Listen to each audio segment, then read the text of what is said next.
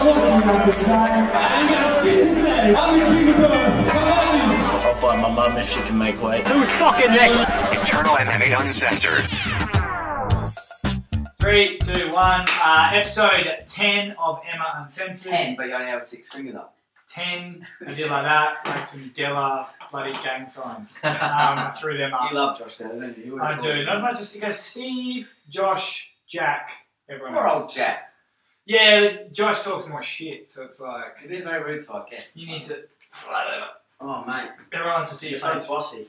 Would you like to, obviously, Engage is a massive sponsor for you guys. Do you want to do the royal introduction for our Royal guest? introduction. Well, here is, he's feeling very awkward sat in the corner. Ash has joined us from Engage. He's come on board with Eternal now, moving forward. And yeah, the exciting partnership between the two brands. What does that entail? A bit of everything, actually. Yeah, we're helping out with obviously clothing, gear, just anything to kind of build the brand of MMA in Australia. Show everybody the big red Jack Della t-shirt. Walkout tees made by Engage. Look, For look at me balls. he's that'll be on Cage Warrior. That'll be So smooth. that's Yeah, that's a big fight. Big Yeah. fight, yeah. Good exposure for Eternal, Engage, Yeah. Jack, Yeah. making it. No, it's how do you come up with the designs, and is that Big Red, I think we just, I've got my designer, Kurt, so Kurt works for us full time. He pretty much, with me and him, we kind of, mostly him, but I'm carefully looking over his shoulder, which probably shits him a bit. But we come up with a lot of designs and a lot of stuff that works and a lot of stuff that doesn't work. But with the customised stuff that we do, it's kind of like what the client wants, but we get a little bit of info and then we kind of let Kurt run with it a bit, and he comes up with some pretty good stuff. I'm a firm believer that, although you say I'm making my gym apparel and I ask Ash to do it for me, which I have done, and I'm looking forward to that coming into the gym soon. If I was to go, I want this, and then the designer, who's a professional, went, well, I don't think that would work, you should maybe go for this, I'd be a fucking idiot not to listen to that guy, because it's like going to a hardware store for some advice and then saying, no, I'm actually going to do it like that, I'll do it my own way. So I think that, you'd be right to give him a concept and just let him run with it, which is what we've done this far, and I'm happy with everything. does that happen? Do you get people who are like Yeah, I mean, we do that. That is a big baseline for us, which is our customised gear that we do. We have stuff with pretty much any item that we sell, you can get customised. So for the gyms or stuff like that, we don't really do one-offs. Like minimum orders 25 units. It's a bit of a advertising pitch. like bloody like Vistaprint? Yeah, so we pretty much can accommodate anything really. We come up with some pretty cool designs and stuff like that. I think we're kind of doing a little bit different than what anyone else is doing in the industry. And you can already tell how different it is just by the feel, the look, how you're going about it. It seems to burst onto the scene this year. This year I've really been noticing every MMA show I've been watching, I see Engage, people fighting in Engage shorts, lots of stuff on social media and stuff like that. So is it just this year you've been operating, or what and how did you become Engage? So the conception, Immaculate conception. Yeah, so it came about when I was in Thailand. I lived there 3 years ago. I didn't really live there. Went on holiday there. Just didn't come back. Most people do, yeah. I went to Neverland. It's I met a whole bunch of guys that I was there. I went over with a couple of mates, and it turned what was like a 2-week holiday, what turned into like a month and a half. And then fortunate enough to be able to do that, and then kind of train Muay Thai every day. Got to meet a lot of guys like they become like lifelong friends. Some top name fighters as well. So from that, I kind of. You want to name drop them? Nah, yeah, there's a couple. Name drop them. Like your Brad Riddells and even like little Kai, Alex Volkanovski, Shay Walsh. Just a lot of the day one blokes that we've like mates that we've been like, I was kind of. I remember I came up with this idea I was going to make Engage, and my ego was large. You know, it's been humbled a little bit since then. But Nah, fair enough. yeah, but yeah. So you know, we went out and I'm like, yeah, I'm going to start this fight with Brand. Obviously, you know, like I had no idea. But what made you think? Yeah. What made, did you just see a like, gap in the market and think, oh, this stuff is shit? I had Engage was meant to be like this CrossFit gym. Actually, back in the day. Oh. Yeah. So like, and with a couple other guys that didn't end up working out, and I still had Engage, and I had the you know, the wording and stuff like that. It was a little bit of crossroads in my life where I was like, that's why I went to Thailand, and yeah, then ended up coming up with it. I already had all that. It was just my mate. Honestly, it's just my ego. Like I was like fuck it, I'm gonna make this brand. I'm gonna do it.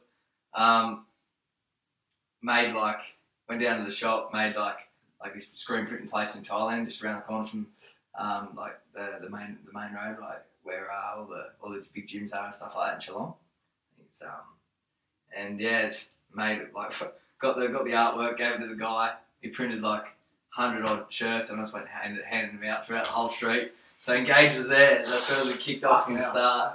But you know, then I obviously got back to Perth and fucking didn't know what to do. Didn't know what the first step was, and it was it's been up and down and around for like the last kind of 3+ years. Where at the point where I was going to chuck it in, and what do you do? I had another mate help me out with it all, Woods, and you know, like to the point where now he's off doing his own thing, and you know, he had another business as well.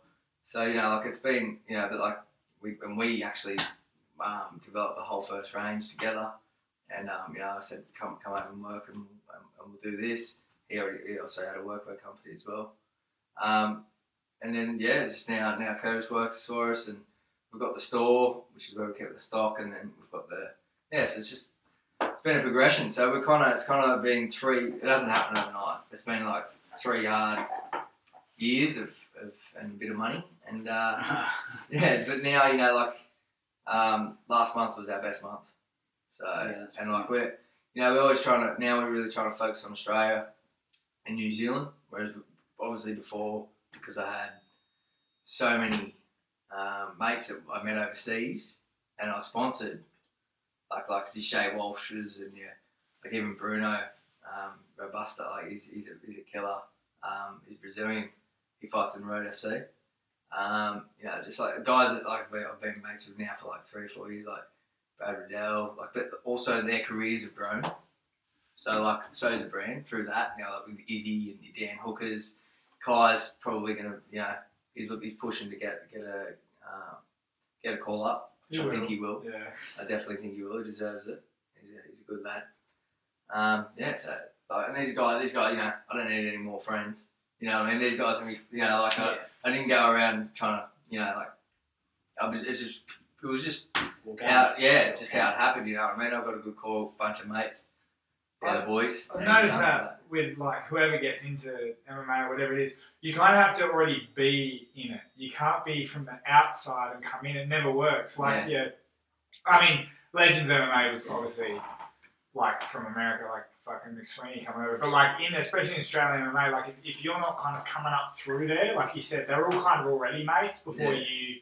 Where if you're the outside source trying to get fighters to wear your stuff, those brands never work, and that shit never really pans out. That's how Engage is built. It's just built off, like, honestly, like, it sounds a little bit, you know, like, yeah, right, but it's just built off mateship, like friends, and like, you know, just being a little bit arsey with things, you know, like a few things have landed on our lap with, you know, like a few little connections I've got now with certain people in the industry, you know, like, and also with a few managements. So we had John Carbonar wearing our gloves, sparring Conor McGregor the other week, you know what I mean, in the lead up to the big fight.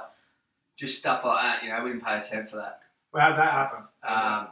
It's through a guy called Tim Simpson, and he's a Perth kid, good guy, take my hat off to him, young fella, lawyer, went and followed his dream in LA, and I actually popped into the store before it was actually the store, and he works for Paradigm Sports Management. And we had a big chat, and I ended up giving him a pair of gloves and some shorts, and trains him all the time. He looks after anyone that goes over there. If I met, like, he's a, you know, like, you've got some managers and some agents and stuff like that are probably, you know, like full of shit.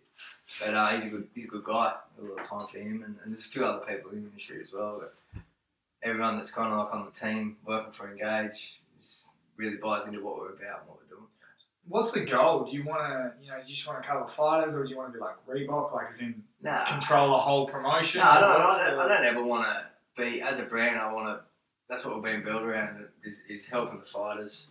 And, like, I know it sounds a bit, right. Like, you want to make money, obviously you want to make money, but we're built, there's times there where I wasn't even selling a shirt and you'd help blokes out.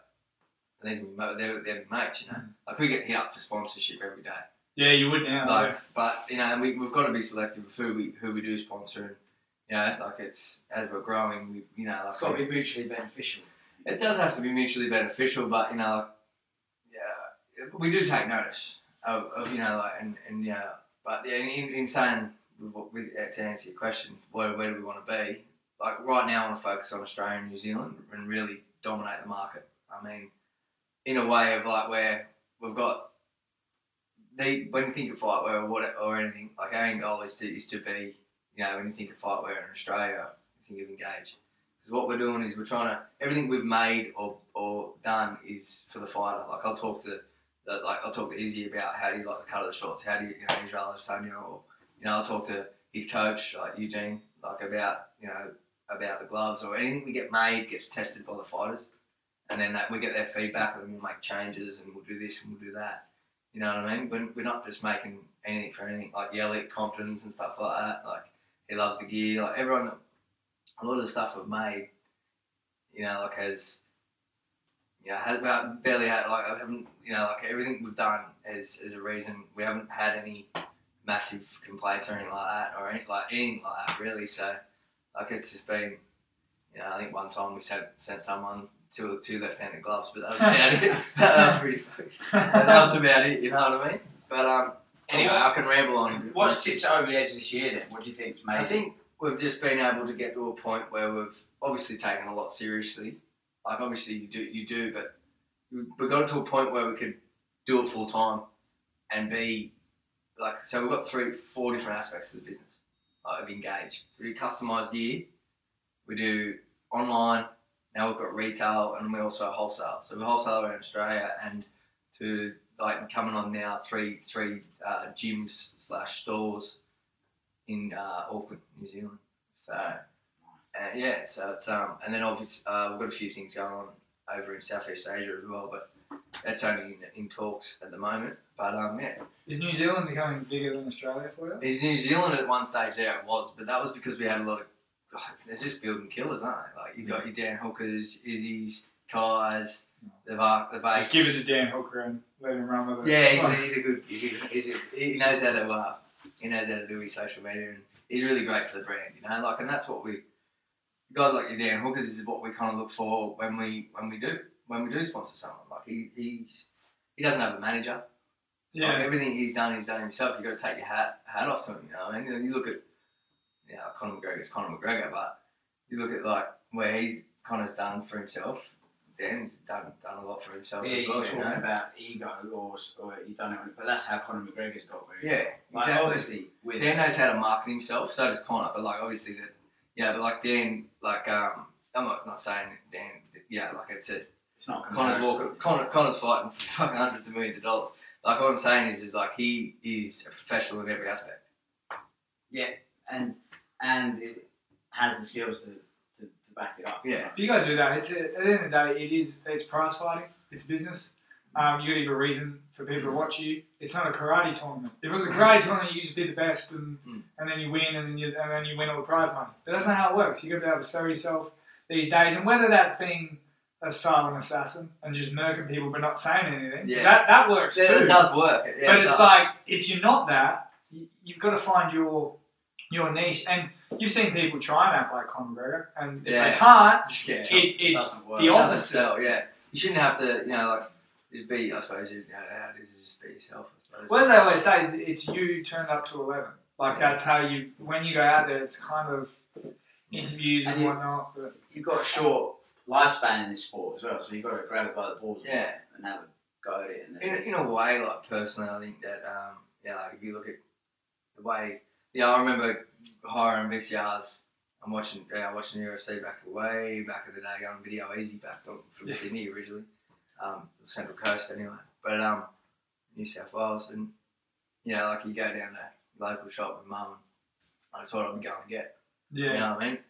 And so, you know, like I just think I just like violence. I don't know, like whatever it is, like you don't know, like I'd get fake wrestling too. You know what I mean? Like whatever. Like it was just an interest. I played a lot of rugby league growing up, but back then anyone fought anyone. You know what I mean? Where now it's more about an entertainment thing. Like I think Connor's definitely changed that. But I think in a way it's a good thing, and I think in a way it's a bad thing because there's too much. Well, and then monopoly promotion, like that's a problem as well. I think it's having the UFC so far above everyone else. Yeah. You know, it kind of messes.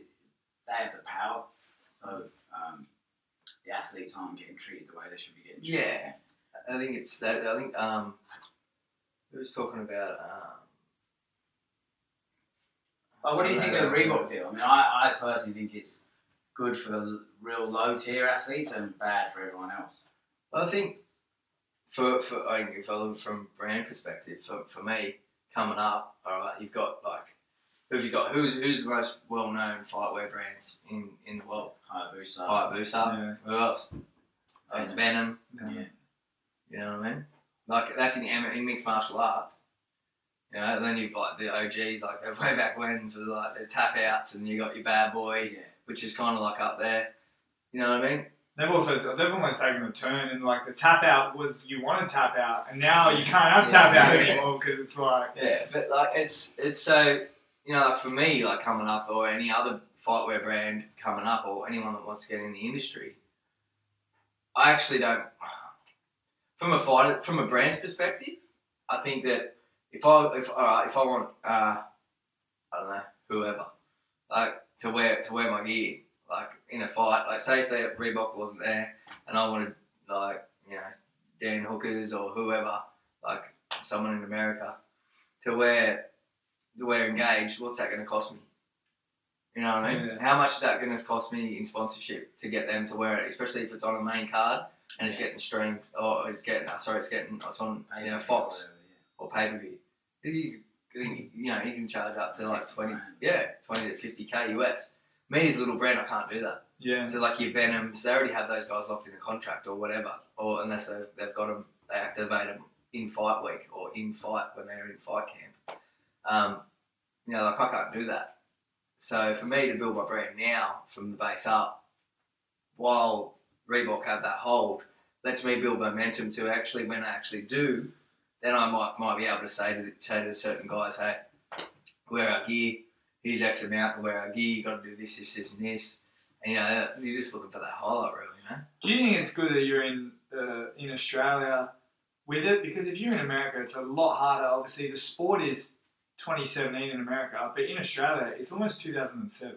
Like, from the knowledge of it and everyone knowing, and everyone getting involved in, your brand is coming in. Yeah, it's not the beginning of MMA, but it's in that, I think, that stage. Australian MMA is at a good level. Like from people that I talk to in the industry, they say it's at a good level. It's at where, you know, like these are people that I've spoken to. And obviously, like in anything, there's always going to be, you know, whatever. You know, like there's, if you know what I mean. Like, yeah, there's always going to be shit or mishits or whatever. You know what I mean? Like, you know, where things don't come across as they seem. It is funny. It's like there's the promotions. I mean, you've got your Hexes, Eternals, maybe AFCs, that, and the regular person walking around has never heard those names ever. As a sort of Australian known, they know the UFC, they don't know the step under. Yeah. Which is, I think, personally, for a brand like yours, it's going to rise as, like you said, when the UFC comes to Perth in a year or two. Yeah. It's massive. You're rising at the right time, same with Eternal, to where everyone goes, like you said it just before, like your marketing is done for you. Yeah. Because once everyone watches that UFC in Perth, they go, fuck, I want to get involved. And everyone's like, oh, Engage. Oh, yeah, I'm just... Yeah. Do you have a plan for that? Or we're getting involved with a lot more promotions around Australia and really focusing on Australia and New Zealand. Just trying to, you know, pop up, like to be involved from the ground up. and get around. Like it was a lot of the time we just weren't ready. Like as a brand, if you want to do something, you want to do it right, and you want the first impression to be a good one with the whoever comes across it. So a lot of the time, like when now that we are starting to pop up, is because we can produce what we see as quality, and that's what we want to be known as a brand is quality.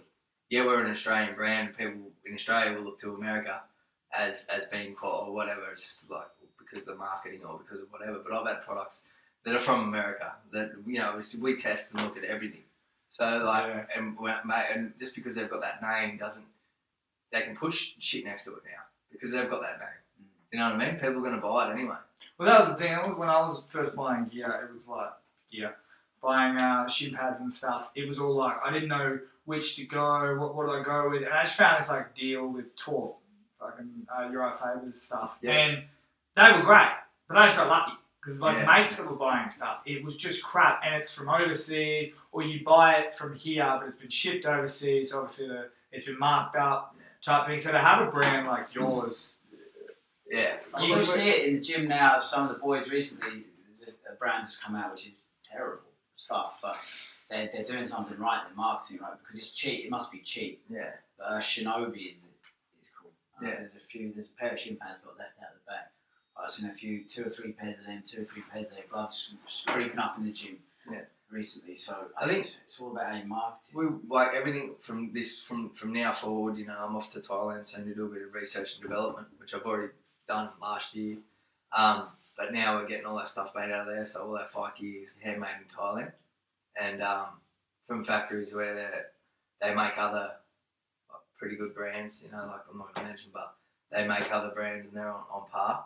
And I've got a few meetings with it.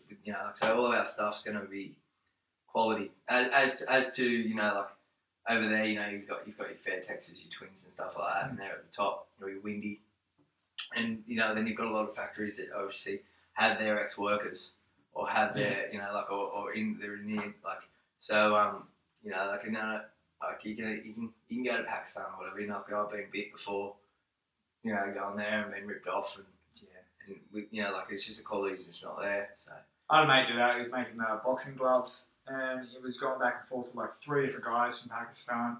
And I think he got the way they did it was like you get they send over a sample type of thing. The sample's always great. Sample's fucking perfect. But then you get the your minimum quota. You get that through, and they just get. It's literally like they're hand making it, and they get fucking bored. Yeah, and they're like, if they can cut corners, they can. They're going to save money, they can.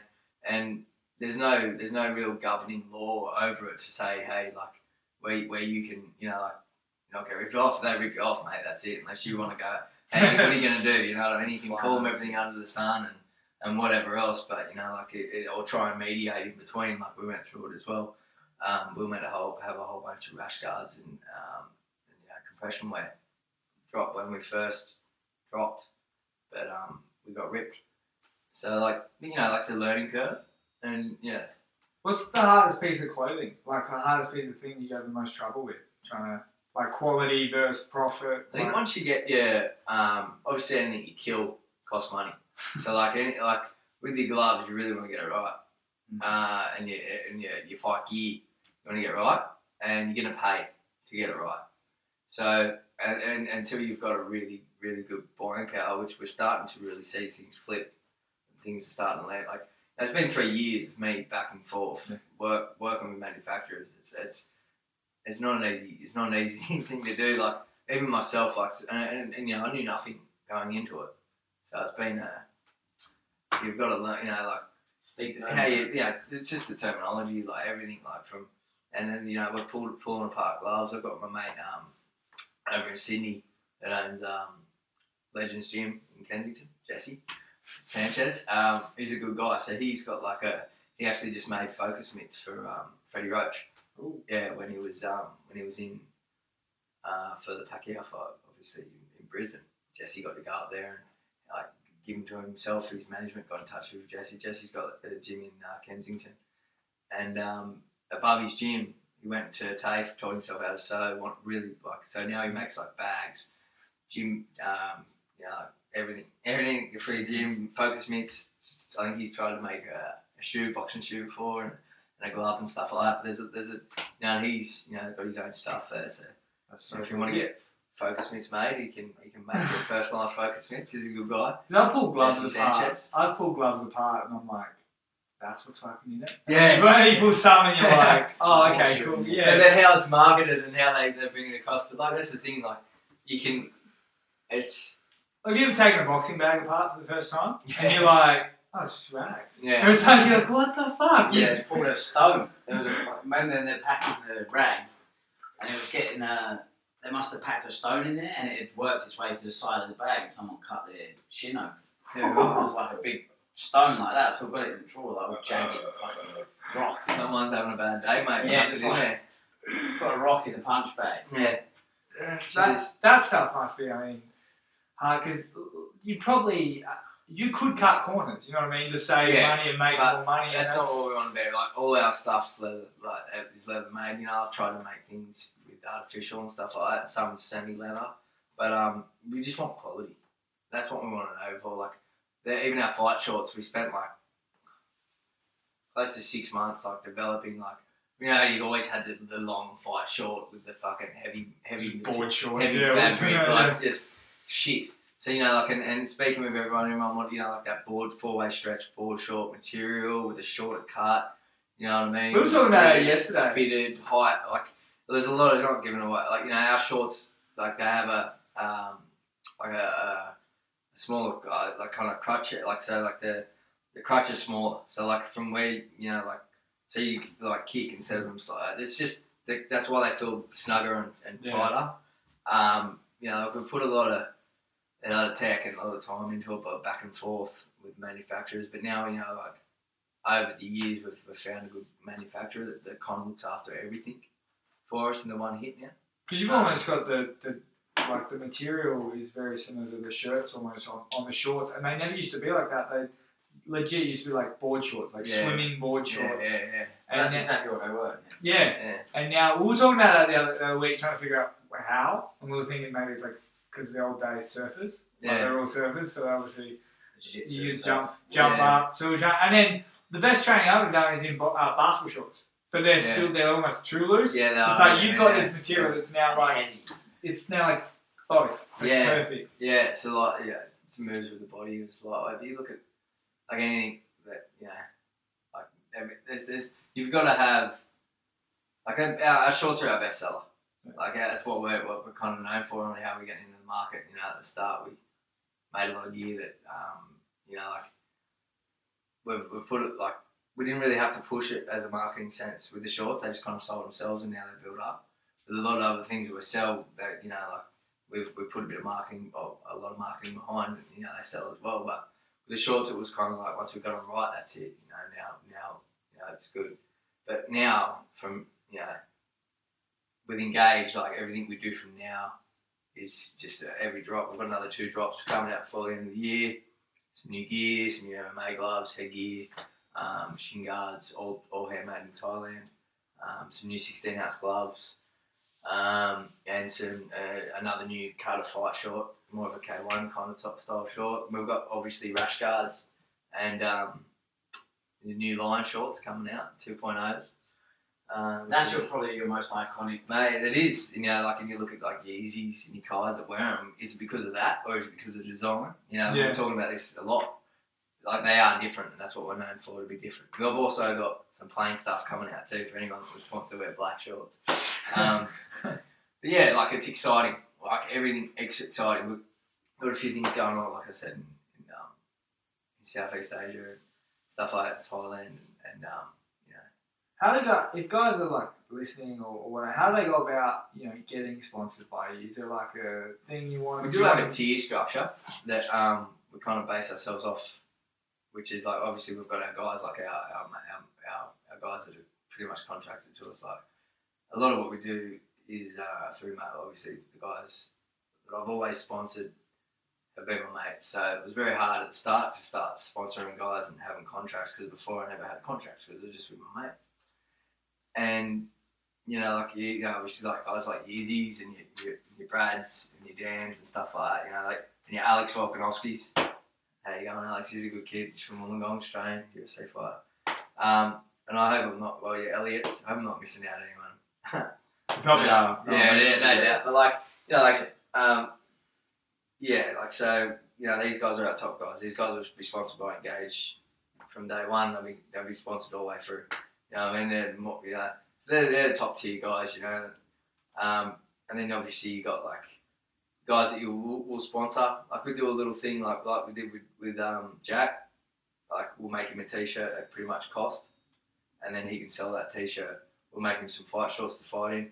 As long as it's good, like as long as it helps both of us, gets the branding out there. Send him some gear, like if we'll activate guys around their fights. So therefore, if we want, say if Joe Bloggs is having a fight and he's fighting on ACB, and he wants to wear our shorts and he gets in contact with us, we can give him some shorts, walkout shirts, and a little bit of gear to represent, and we don't really ask for too much, just like a few shout outs and represent yourself. Is it a lot of like sponsorship, especially the lower level, that mid-tier level? Is it a lot of like, okay, well here's just some clothing. Like, at what point do you start going, here's money? Okay, we don't really, obviously like with guys that are, like you got guys that will actually get your sales because they're we look after certain guys with money. You've got to earn that, right? These guys are day in and day out. I'm not saying that people aren't.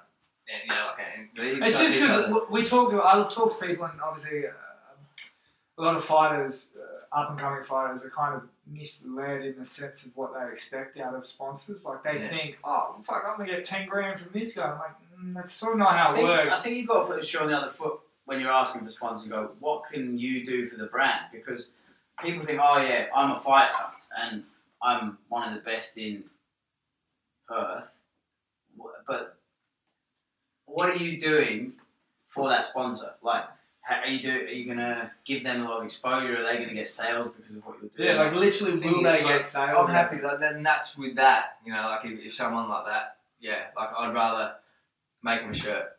If someone comes to me and like these guys are upcoming guys, these guys that need money, we'll make them a t-shirt, right? That they can sell through their club or through anything like that, and then we'll sell it for X amount. It's like pretty much like cost plus 20%, right? Pretty much a wholesale rate, like a manufacturing wholesale rate, and then they can sell it for $50 to $60. They're gonna make close to 200%. Yeah. Off of what they're selling. That can go to whatever they to obviously go into the fighter. So they've got to put a bit of effort in. That's the thing. And obviously we need a bit of lead time with that. It needs to be very organised. But that's what they need to realise. I mean, people think that with the radio, they think if they're fucking on, if they're like, hey, can I come on? And they think people will fucking buy all the tickets because they're on. I'm like, no, it's like what you do while you're on. Yeah. I was like, it's the same with the brand. Like I could be fighting, and I could be like, give me the brand, let me wear your shit.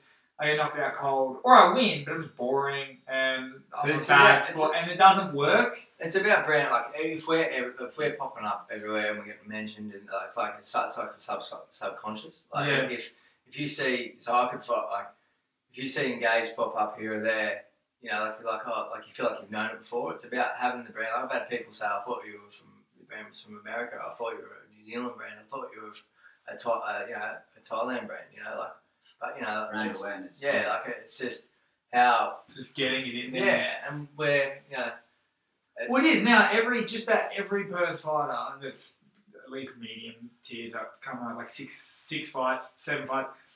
There's always a post about Engage, and it's just there. It's just every there. show, mate. Even not Perth, but you look on any of the big shows and you'll see guys wearing. That's how because when I was introduced to Ash, someone said to me, "Have you heard of Engage?" And I like you say, I had recognition of the brand, but I didn't really know what it was all about. Like I could recognise it, but I didn't know anything about it. But then the more I knew about it, then the more I saw it because someone had told me about it. And then I was backstage for Jack's last fight, and Brendan Mumford was in our change room with the purple Engage shorts on. Yeah, he's a good guy. Shorts. Yeah. bet they're engaged. There you go, I forgot to mention him. Yeah, Brendan, see, I didn't forget you, Brendan. And then Brendan fucking heel kicked some Greg Azzurri to death. Because he had more room. Yeah, that's right. right. He had more crutch. But that's good exposure because that video will go viral, you know? Yeah, That's going to exactly. get Yeah, it's thousands like, of views. you know, like, and obviously, ideally, you know, like, alright, so I make a batch of, say, let's say 100 gloves. And then I've got my top tier guys that are going to get a pair. And then I've got, like, you know, like, obviously, say 10, you know, say 10 of that. So there's 10 gone already. So then I've got people that will hit me up for sponsorship, just gear. Well, gear, yeah, that's fine. I'm happy to give you gear and tees and that. But also, like, that adds up. Like, Yeah. so we've got to be, you know, so like Isaac Harbin just jumped, we just sent him some gear, you know what I mean? There's a kid that's on the up, you know? Yeah, he is, for sure. And he's, you know, he's good. You know, we look Hey, after Damien Brown, we send him gear, you know, we try and, you know, obviously we can't, I'm, you know, like, ideally if you know, like, we've got to kind of be selective. Everybody wants it for free, but at the same time, if they're in your spot, it's very hard to do. Yeah, like, and like, I'd like to think that when people talk about Engage or when people talk about myself, like, it's you know, like, obviously you're going to have talk coffee syndrome. I've never heard of bad things. But, you know, like, I kind of pride, I've got to pride myself in the brand off being looking after my mates and people. And it might sound like I'm trying to do a sales pitch, but it's just how it is. Like, it's what we've been based off. You know what I've noticed too, especially with brands, promotions, anything, is if the fighter's been a part of it, like if the fighter's been a part of a promotion or a brand, they're normally the truest. Like when I ask them, if they say one bad thing, I go, okay, I won't judge the brand, but it's a strike type thing. And then I'm yet to hear obviously a bad word about Engage, which is obviously great because there's a lot of fighters I've talked to and they've all said good things. Yeah. So they're either in the midst of trying to get you to sponsor them, or they're just really happy, and it is word of mouth. Like as much as social media and all that shit plays a part, at the end of the day, if your coach is with Engage and he says, "Hey, try this or use this," or that's the main thing. If you get respect in the fight game, well, that's what we kind of do try and now as we're starting to really try and get around. Obviously in Perth, like if you want to start a brand and you're in one of the most isolated cities in the world, it's pretty hard to start a brand, but like, we're looking at kind of not relocating, but having a hub out of Sydney as well, because there's a lot of promotions. So half your money spent on shipping. A lot of things, yeah, with that, and it's like we do a lot of stuff in Auckland.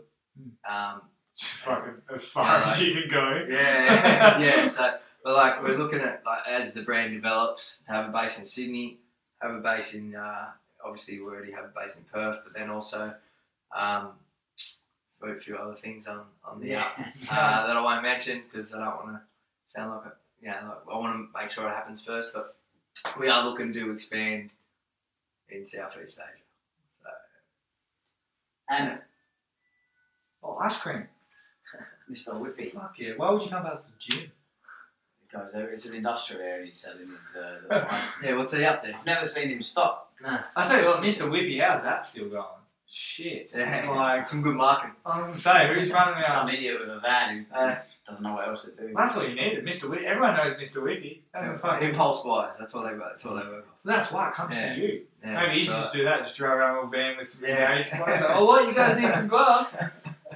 I feel my myself some jokes about that. Yeah, don't stop outside any schools or anything. No. Hey, you guys want some gear? So Eternal this weekend. Looking forward to it. Yeah, I am. I really am. It's obviously having a cage back in Perth. And that's huge. Yeah, it is. It's massive, and I think that what we're looking to sell out there. Or? Yeah, we're close to selling out all the seats, and they're standing normally. You guys just fucking keep packing them in. We'll pack them in, mate. We'll pack them. You don't care. Fire marshal will tell you no, get them in there. Yeah, it's been good. It's been it'll be the first show in the cage, and it'll be the first show we've done in our sort of little lifespan in Perth with competition. So because Hex obviously just came, and it's been really nice to see that the fans and the fighters have stuck loyal to Eternal. because we stuck loyal to them. Well, it's been around for a long time, hasn't it? We stuck loyal to Perth when no one wanted to do MMA shows here because we had a boxing ring. Yeah. And we just said, fuck it, we're going to do it. The boys need somewhere to fight. We'll take a chance and we'll run it, even though it's not ideal and it's been hard with the fucking decisions and the refereeing and all that kind of stuff. We just fucking pushed through. We did, oh God, how many shows? We almost done 10 or 12 shows in Perth, you know, during the cage ban. So this is our coming out party, if you like. This is the first Eternal in Perth with the cage. We've got 56 square metres of cage. You know, it's huge, ginormous. We're going to make a statement. I still don't know how it's fitting in the Italian club. It's fitting, and it's going to be. That's the beauty of the Italian club, you know. Hex missed the trick going in metros. You know? Yeah. I just think that's a shitty setup. I've been to heaps of Thunderdome, and I obviously like the event, but watching it in Metro City is always very difficult with that because you're kind of like under the veranda. Unless you've got a few bob and you're upstairs. Yeah. Especially like with having it at that event, you know, like anything with the licensed venue like that where IDs are getting scanned and how strict they are there. You know, like even like you can't even get in with you got to have a passport. I think I know I watched a couple of Irishmen that were trying to get in because they were Irish, they couldn't get in because they didn't have the correct ID. Yeah. It's like and stuff like that, you know. Like actually, to tell you the truth, I was with Brad Ridello and Izzy, and they had their New Zealand licenses, and I had to drive them back to get their passports. Like these are guys that are top of their game. Yeah. You know, like so, just like I think Hex is a good. Like they're doing well. There's a good promotion there. You know what I mean? Like they are. You know, obviously like. You know, I haven't got a bad thing to say about them. Like, and I've been in contact with them. They're, you know, they're good guys. But I think just at that venue, I think it's stuff like that where they turn away customers because it's at a licensed premises. That scan ID with you know foreigners or even like and a lot of people that are fighting fucking banned from nightclubs. Yeah. I think really they missed a trick. They could have. You know, they've got a bit of cash behind them. They could have got like an amazing venue and really like kicked it off the new regime. I think they could have had it at Challenge Stadium. Yeah, exactly. Yeah. Yeah, they could have had it at like I think you know like with the because they've got it on Fox and they can market it well. Yeah, for sure. I think they could have built up more of a you know like a crowd at like a stadium like or an in-house like you know like a 100%. I just think that it needs to be like a challenge stadium because that's more friendly to the public. Yeah. Like well, you're cutting out Metro's no under 18s, right? Yeah. So there you go. What about the 16-year-old who trains alongside the looks up to him. What about the family of the people? Yeah. And you know, blah blah blah. So anyway, enough talk about it. So this for me is the coming out party for cage MMA. Yeah. In Perth. So it's gonna be. I'm glad we're a part of it. Hectic this weekend. Forward. Yeah. 11 fights. We lost 2 fights, unfortunately. Your pet hate. This one hasn't been too bad. You always expect. I try and match 15 fights with the anticipation of losing 2 or 3. You know, the last 2 shows on the Gold Coast, we lost fucking 27 fights or something like that. 2 shows, which is just ridiculous. Yeah. But this time around, you know, everyone's stuck strong and. You know, and they've all been pretty legit, like pull-outs. There's only been 2 pull-outs, so like legit reasons. One was a torn bicep tendon, the other one was a torn heart muscle. And you got some boys from Sydney coming over, Suman and from ATT. Suman's not actually coming. Ash Can's coming. Yeah. You fanboy, aren't you? That's your fanboy. Yeah, Ash Can's bringing the crew of killers over from ATT. Oh, I know, they're the ones fighting Marcus. I'm going to be so torn. So 2, Josh Deller's fighting Brandon Rapazi. Oh no! That's the main event. That is a fucking, could be Australian MMA fight of the year. Big fight. It's 2 guys who like to fucking stand and bang. Yeah. And they're both good strikers, not fucking wild, crazy strikers. These are good technical strikers who hit hard. You know, this will be Josh's 5th fight. Brandon's had 11 or 12 fights, so 2 experienced boys who know what it's all about. So that's a great main event to kick off the new era of cage MMA. Yeah. And then you've got Marcus McKeever fighting Josh Togo, who's an undefeated guy, pro from ATT as well. Yeah. Another tough guy who's coming to. That's what you want. You want tough matchups. I mean, that's what I'm about. Yeah. you want it, you know, none of this. The crowd, I always get people Finding telling me. information. Yeah, you know, you see a few, like, not to say that boxing, but man, I've been to a few boxing, like, this is not to take away from anything that happens in MMA as well. Oh. But, you know, like, you know, I've seen a few events recently that especially in boxing, where they're flying ties in, they're just standing in the middle of the ring. That's a Like, sport, man, like, too. Like, and it's just, you know, like, it's to, I don't know, obviously promotions have fighters they run. They fight. Boxing, you know, they want to build their brand. Yeah, that's right. You know. But yeah, I mean, we're at Eternal, and I get told a lot after fights when I'm sort of cruising about after the cards are finished, and people come up to me and say it's one of the best fight nights I've ever been to because the fight's competitively matched. Yeah. You know, people might get knocked out and stuff like that early, but generally they're in the game. It's not like 14 first-round knockouts where, you know, one side of the card has been picked to beat the other side of the card. well, you can see how one guy throws a punch and the other guy throws a punch. You're like, oh, they just both threw a similar punch. Like, might not have been the greatest punch. It's not a but you mismatch. can tell instantly that it's a decent matchup. And we've talked about this before, that would kill you if you kept making, like, one-sided beatdowns. You'd just be... It happens a lot. But, you know, I matched this card myself. And So precious. To blame you. No, but I make matches. Like, I don't make fights, I make matches. Yeah. Like, I put guys together that I believe will make the best fight possible. And that includes seven of my own guys that are in fights that are 50-50. You know, I'm not putting my guys in 60-40. But that's the way it should be, right? Yeah, I believe so. Yeah. Because if they're not fighting the tough guys now, if they do get to the next level, they're going to get found out. Yeah, that's right. That's it. Like, you know, that's the whole point of an amateur career. Everything always comes out in the wash, mate, as they say. You know what I mean? You can't hide away in the fight game because you're going to get to the big leagues and then there's no one there to look after you, and then you've got to be able to stand on your own 2 feet. Is there anyone you're specifically sponsoring in this Eternal? Like anyone you've got? No, not really. No. Just we're it's open. It's an open tryout. Yeah, I mean, we've spoken. You know, we've got a few things like this. Yeah. We didn't have much time in the lead up to this, but we do. Like we can act like if you know we were like in the coming. You know, like obviously, I don't want to dictate with any promotion or be a brand that says like what Reebok does and say you have to wear this brand. You know, the fighters should be able to get what they can out of when they fight, and if that means having sponsorship, like you can't be told. Like, I don't agree with what Reebok do, but like.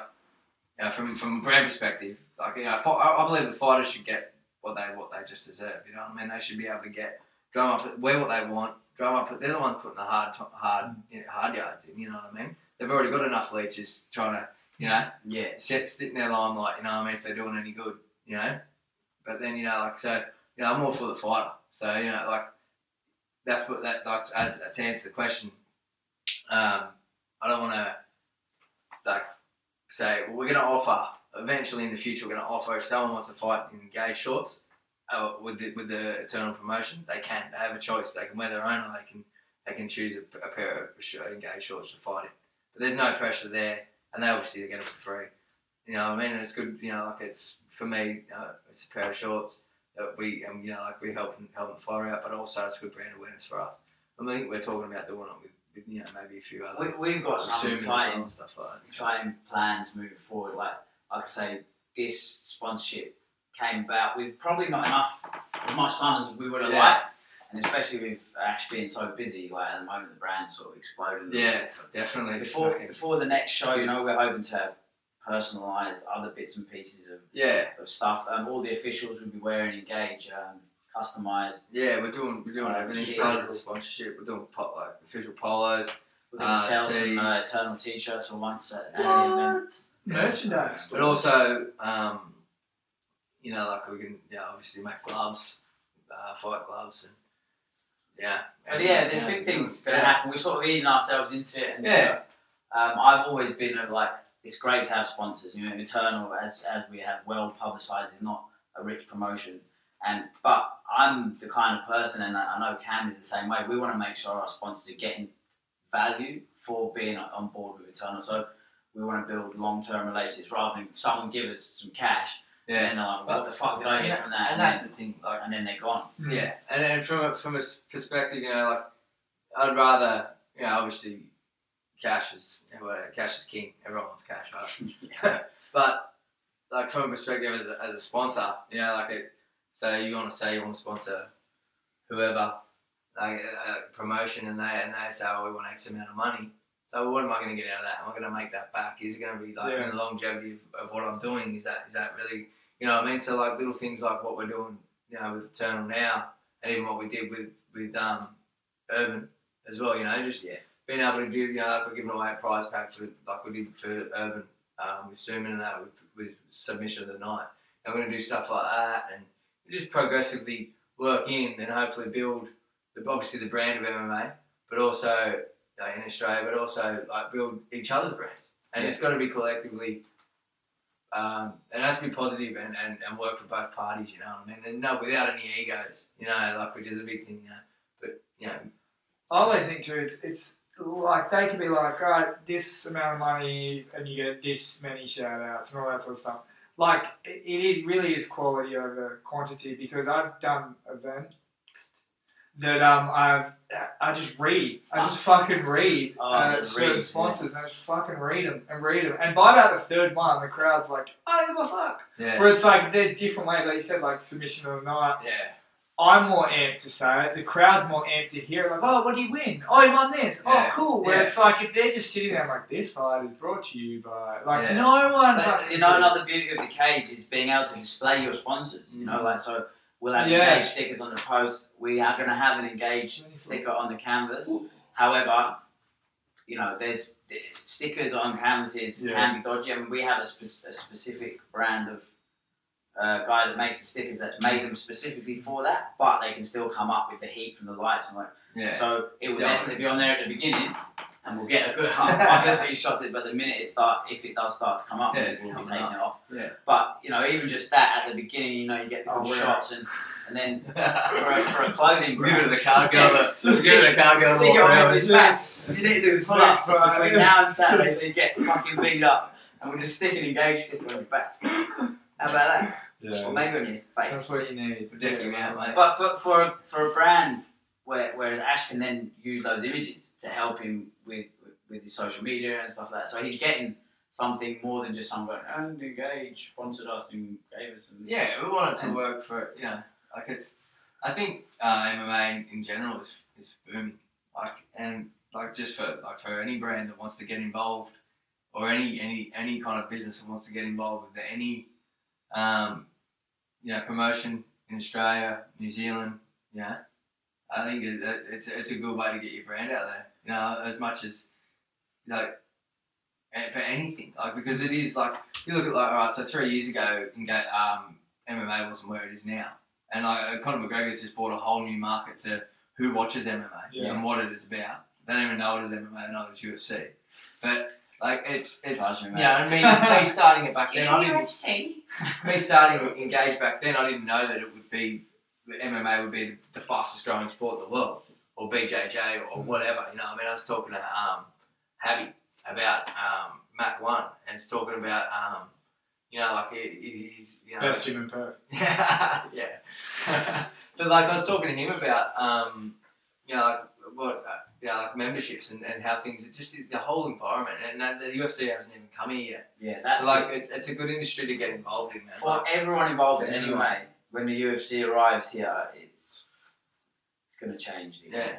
But that was the thing. You want to get in now, because like it's going to be Eternal. Get involved. But that's the funny thing. It's like what you said. Like obviously doing the events when there was a ring, that sucked. But now that it's established in Perth, so now you get this cage event. And it's like, oh, we're already fucking. People look forward to Eternal. Like people ask me, when's the next show? When's the next show? Yeah. And that's not just people from my gym and the people that know me. That's people that I bump into out and about. And people look forward to Eternal because one, it's a good night. It's very we've never had any trouble there.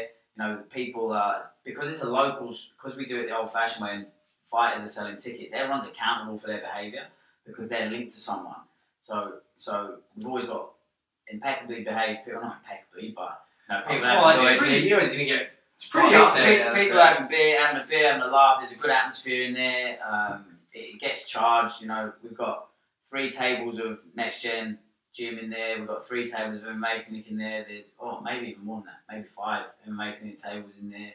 a couple of MMA 24/7 tables, an Engage table. So everyone's going to be supporting their own guys. And I remember the last show when you had Adam Lawrence against DJ Byron. Oh shit! Adam had sold 3 tables, so they were there, and then MMA 24/7 had sold 3 tables that were on that side of the ring. And they were like, no one was watching the fight. They were looking at each other like, but it was all good humour. Yeah, like after the fight, everyone's like all good. It was just like this great sort of. But the atmosphere was fucking unreal. And that fight went off like Adam dropped the guy with the first punch and could have finished it, and then DJ ended up winning in the second round. Yeah. But it was just the atmosphere is the kind of atmosphere you could only get at like a real local. Yeah, MMA but that's exactly what you want. You can fly in whoever you want, but when you got 2 hometown boys fighting each other, mate, you know that. Well, that's the thing too. Like you see some events that fly in these like ex-UFC vets, and that does stuff for like maybe me and you and Ben watching, but the average person is just like, oh, cool, dude from America. Yeah, like hypes like the promotion up, I suppose, a bit, and like with like. I think it's a hardcore fan though, like. Yeah, you got like ex-UFC fighters that flying in or whatever. You know, it does do a bit for the promotion. You know, because they've got that hype around them, the ex-UFC. And they've been in the game for like 10 years or whatever. You know.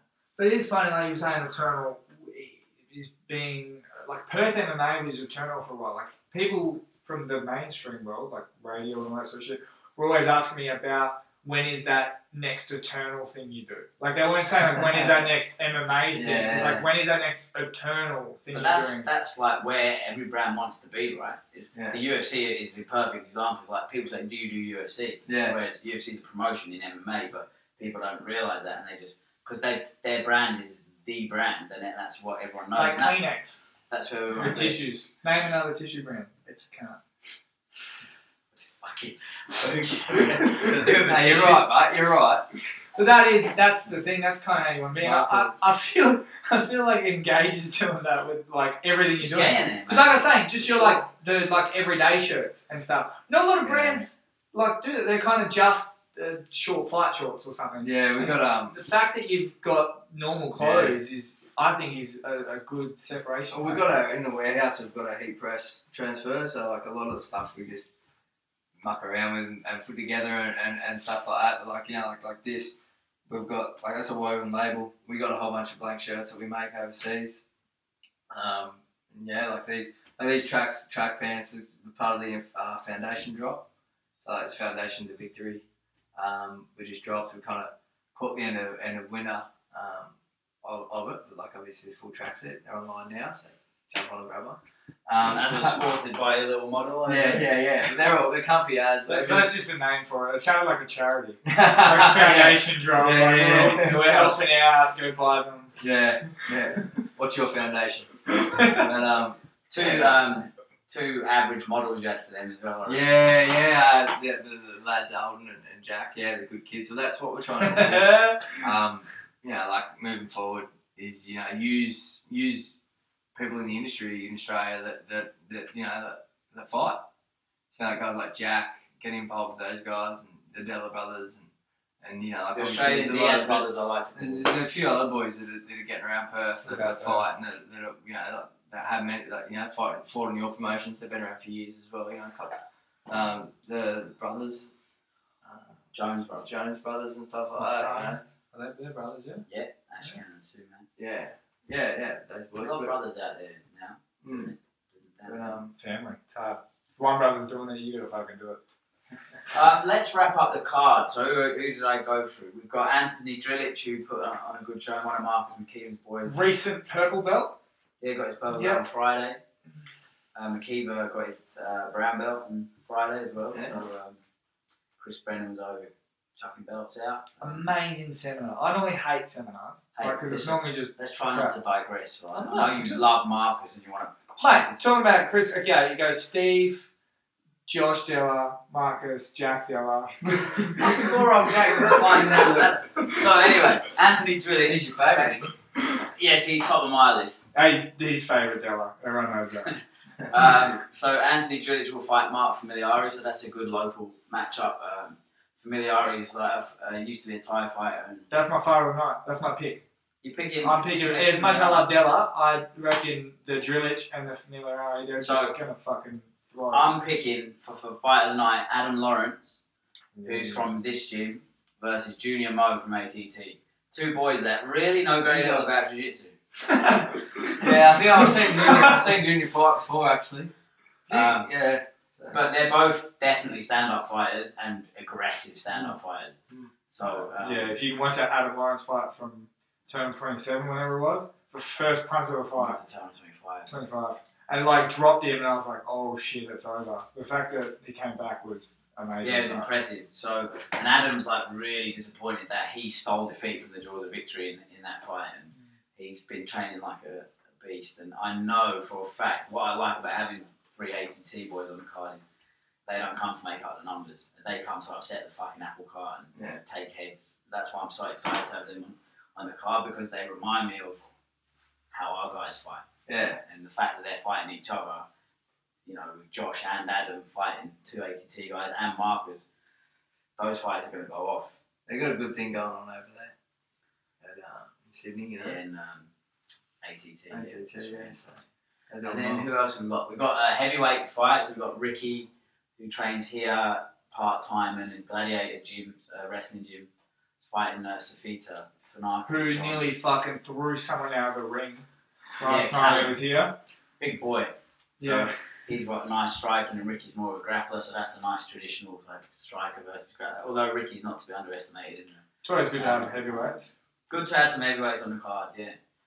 And then, you gotta have heavyweights on the card. And then we got. It's either going to be over quick, or they're just going to be walking around like zombies. Trying to. Yeah. Not too much cardio there, bro. Who else have we got? We've got Steve Russell from here against Dishon from MMA 24/7. Now Dishon used to train here back in the day, and then he moved away and couldn't. Shit, head coach. Yeah, he didn't like the coaching. That's fair. So him and Steve actually trained together in the past, so that they know each other pretty well. It's like Dillashaw and Carver. Much lower level. That's going to be a fight, man. That's going to be a fucking fight. Who else have we got? Do you have any girl fights? No girl fights in this show. We had 3 last week. We've got the grapplers versus grappler match. You can match them up. Why aren't there any girls, mate? They didn't nominate themselves, mate. I'd have loved to put girl fights on. Girls don't respond to these It's hard to messages. match. Not since I've been married. So what you do, message? In your shit, mate. Pablo and Pablo and George. So 2 of the prominent sort of guys you're going to see on the grappling scene. grappling prodigies. Both of them have decided to put their money where their mouth is and said, I'm going to have a go at this MMA lot. So, Is it going to be, you reckon, jiu-jitsu nullified, they're going to strike, or you reckon it's going to be like Carlos? I don't think so. I think they're both going to be looking. I think they both back themselves on the floor, and I think they're both going to be looking to get a fight to the floor. So, but yeah, it'll be interesting if it does spend the whole time standing up. Like George is a powerful, like I athletic. think they'll have something to prove as well, like with wanting to stand on their feet, you know, because people are expecting them to go to the ground. Yeah, and Pablo's like this super cerebral. You're almost your stereotypical jiu-jitsu nerd, you know, like. So you've got this athletic, fearsome-looking dude in one corner, and you've got Pablo in the other corner. It's such a combat thing. It's always jiu-jitsu nerd. No, It's always like it's but always there are jiu-jitsu nerds, like you know, proper jiu-jitsu nerds. Like Yeah. Nowadays, you get full athletes that do jiu-jitsu. It's just funny because they would murk any other person out there, but it's like in the combat world, they're the nerds. But nowadays, yeah, I get what you're saying. I know what you mean, but they've gone there for a reason. Yeah.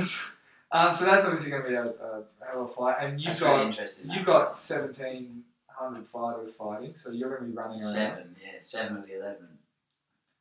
I'm alright with that. That's how I've got a good team, you know. So there'll be plenty of boys backstage. Isan fighting? Isan's fighting Justin Hickey. That's a rematch. Isan fought Hickey in his first ever MMA fight, and I believe won quite convincingly, but the judges gave the decision to Hickey. So this is a good way to find out, you know, if it was really a bad decision or. How long ago was that? It would have been a year and a half ago, maybe. So they fought other guys since. They fought other guys since, yeah. So Isan's coming off a draw.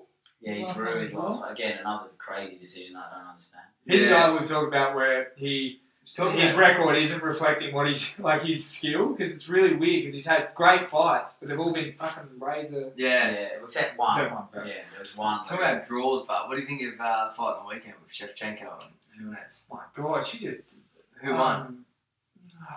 It's hard with stuff I like didn't that. see it, so I Mate, Shevchenko won that fight. It's hard because it's like the takedowns. It's like you're like, all right, like sometimes that does it. Yeah. That takedown is just like Yeah. one round. Lost the whole fight, but it's like It's a final round. Was she active on the ground? Like, I don't know, Valentina was more active than Nunes, and like honestly, like you work off it. Like she works off a counter. You know what I mean? Like so, Shevchenko. Yeah. And obviously, I'm a little bit biased towards her because of a few of the boys know her. I've met her a couple of times, but I wouldn't say I know her. But like, she's a fucking beast. You know what I mean? And like, I think she easily won 3 out of the 5, and like she was winning the 5th, whether the takedown or not. A shit fight. Well, she just worked off the counters. She landed punches, mate. And like at one stage, I think the 4th or the 3rd, I don't think Nunes threw a fucking punch. Yeah, she's gone the right way, because remember she pulled out that last fight and yeah, she was already mad at her. It's a tough fight, but anyway, obviously, I thought that Shevchenko won, and like there's shit like that. It's just, like what now? Well, where do they go? When you go for, how do you think about when it's titles and it's like you've got to beat the champion? In a situation like that, it's like I don't agree with that logic either. I think if it's you a beat, fight. you beat. Yeah, it's a fight. Like it shouldn't matter whether it's a title fight, you're a champ. If you lose the fight, you lose the fight. Whether you're the champion, do you have to do a little bit more? Because I don't think you should have to. I think you should just have to do enough to win the fight. I mean, obviously we want to see fighters going out there to dismantle their opponents, but at the end of the day, if you win a boring decision against the champion, should she then get that decision because she's the champion and you didn't put enough effort in? Like, it's a style, like that, as they say, styles make fights, How's your thoughts with a draw? Would you want another fight? Would you want like another time? I actually thought that fight was going to be a draw, but I thought she won, but then I didn't. If it was going to be anything, it was going to be a draw. I was in Vegas for the Gray Maynard. Frankie Edgar draw. Oh yeah. That was so disappointing. Like that ended in a draw. Yeah. It was the right decision, but it was so. Sometimes some fighters, it just is. It's just a draw every time. And when they slug it out, it's just like a fucking like the Robbie Lawler Condit style fight. You're just like, you know what? Fuck it. Yeah, no one loses that was a fucking fight like that. No one loses in a fight. Split the belt. Just But that's the shit thing about the UFC is then a lot of them are getting like 50% of their purse then because they lost a fight like that. Who was talking about that recently? Was that on a podcast? Yeah, Rogan always talks about how he hates that it's like. Oh yeah, the Rogan with Faber and Garner. Yeah, and they were talking about whether an athlete, like obviously fighters are athletes. That was a shit fucking. Like obviously, like with the athlete, like in other industries. Like they do get paid. Exactly. Like, for turning up. You shouldn't lose half your check whether you win. Rugby league player doesn't lose. I don't think. But I think people have to look at it more. I think from the UFC's point of view, if you're getting say 100 and 100, I think they're paying you 100. Like in their mind, they're not paying you. In the fighter's mind, they're getting paid 200, and they could lose it. Yeah. But in the UFC mind, we're only giving you 100. But if you win, we'll give you an extra 100. But we're only paying you 100. So would you, as a fighter, go, well, just give me 150? Yeah, and then right there. Yeah, fuck the bonus. Yeah, meet you in the middle. Well, that's what when you get to do your own sort of negotiation contract. Like I think Overeem's is like $373,682. Like just it's literally like top draws and earners. What does he make? He doesn't even make as much as he should for being an absolute fucking legend. And then you come in and think, what if the guy you're fighting tests positive? Like, it's like, do you get his... That's what Mark Hunt's thing was like, does he get paid? What does he get paid? Did he get 800? Did he get 800? He'd be about 800. No, I don't think he got that much. Did he get 800? I think unless you've been the UFC champion or you're someone like Overeem, but I don't think you're getting. But no, the thing is, you might have got 400. That's what Nunes was saying about the whole. She's like, I'm just going to do whatever I can do to fucking win a fight because she's like, it's the difference between making 30 grand or $1 million. Is that all they get? Well, she was like, it was something like actually, if I don't have the belt, because obviously that's when your contract changes. If you're on like a 6-fight thing and you win the belt at your second fight, your contract goes up and all that sort of shit. Yeah. So it's like she loses the belt. The next fight, she's back down to like. Yeah, but 60. whoever they can market as well. Like, is the top 15 really the top 15? But that's what I was going back to fucking prize fighting. Is it's like it's not a tournament. So if you're the best, you shouldn't be paid the most. It's how much money you bring in because at the end of the day, it is prize That's the fighting. thing. But like like you look at like Mark Hart brings like in a headline, Sydney, Auckland. In both, like he's marketable to both Australia and New Zealand, right? And what do you make? Mark Hunt, when Overeem knocked out Hunt received 750 grand. Yeah. Well, like flat. So that's what they both got paid. Plus sponsorship. Well, he's probably earned that shit too. Mate, even if you lose, fuck, man. Like, yeah, he's well deserved. But like that's the thing. Like, with new topic, UFC, right? Top 15. Now, are they just people that they can market, or are they people that they the rankings should be absolutely? There's no rules on it. They're just bullshit. Like they've done it where they've gone like, okay, this guy beat that guy, and they're still a lot of times it doesn't work out, and that guy's still higher than that guy, but he beat him. Yeah. He beat him. Rankings are for marketing. You got to be real, mate. It's 100% just for marketing. It's for say each country to be involved. But then the number one guy doesn't always get to fight the champion. No. Sometimes they jump him out of the way because that wouldn't be an interesting fight, and this one's going to sell more papers. The only reason they do it is because when you've got some Polish fucking killer that no one knows. When they bring a show to a certain No. when they bring a show to a certain area. Good guess, mate. Yeah, you do whatever you want. I've been doing it. I just sorry. I seen your face when I did it. I was like, if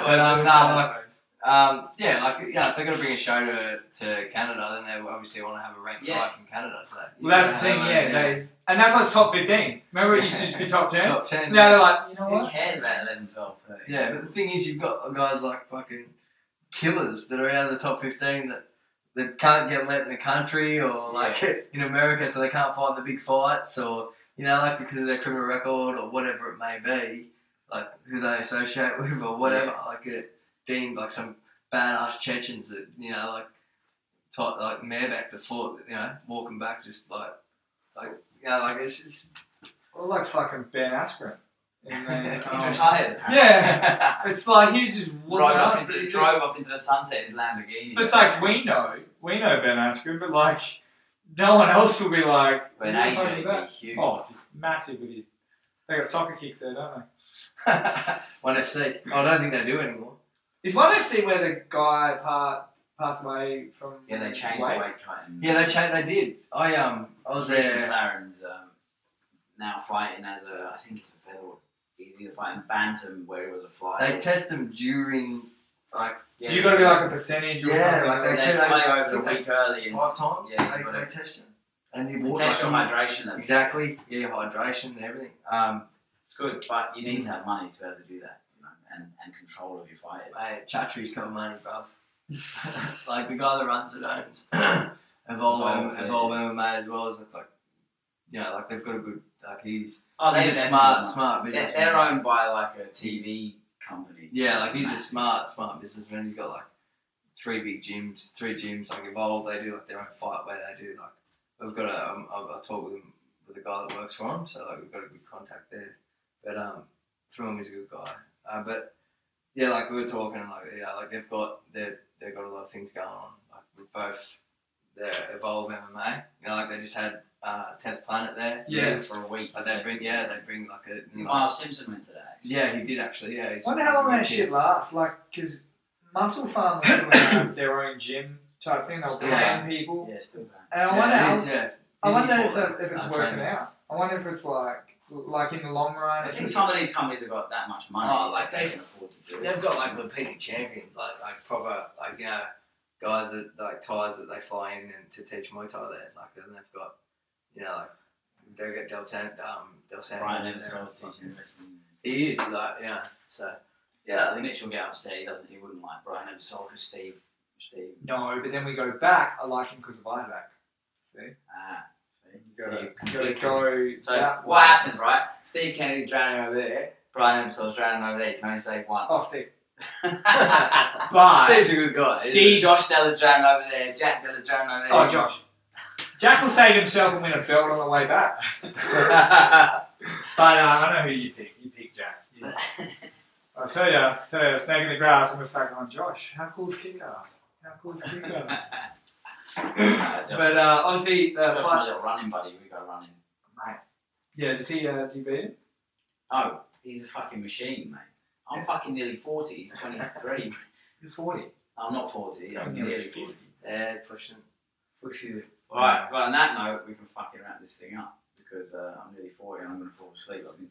Yeah, no, it's been good. You feel a little bit more included this week? Yeah, thanks, mate. Thanks for letting me be a part of the podcast.